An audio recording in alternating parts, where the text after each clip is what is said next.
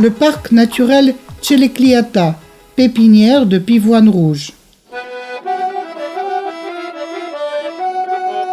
À Smiadovo et dans les villages environnants, la nature est d'une splendeur exceptionnelle.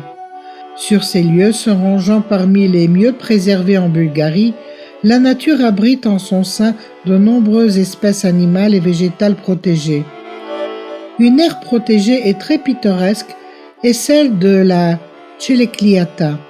Elle est située dans le finage du village de Veselinovo et occupe une superficie de plus de 2 hectares.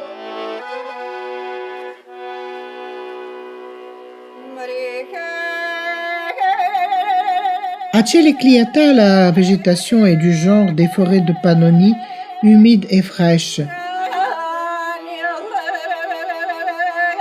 En hindi, Pani signifie eau et Celek signifie seau, de sorte que Celecliata veut dire un endroit où l'eau afflue, s'accumule, donc la nature y est luxuriante et variée.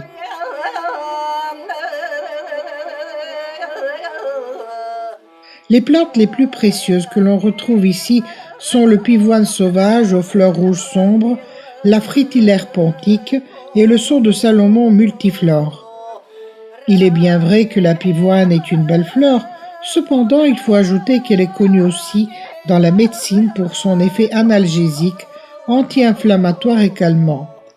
Elle est utilisée également pour le traitement du rhumatisme et des pathologies rénales.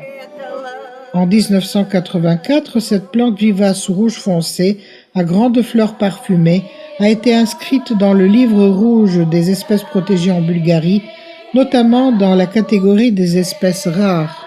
La fritillaire pontique est une espèce de la famille des Liliacées. C'est aussi une plante protégée en vertu de la loi sur la protection de la biodiversité. Le saule de Salomon est une espèce végétale de la même famille.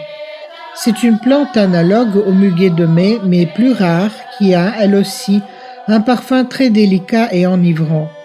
Cependant, en tant que plante médicinale, il est très fort et peut être toxique en cas de mauvaise application.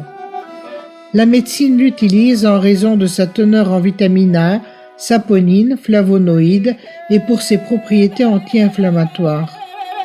En 2006, un arrêté du ministère de l'Environnement et des Eaux définit Celecliata comme une zone protégée, gérée désormais par la commune de Smiadovo. La chasse, le pâturage du bétail, les travaux et la construction, l'allumage de feux et le passage de véhicules y sont strictement interdits.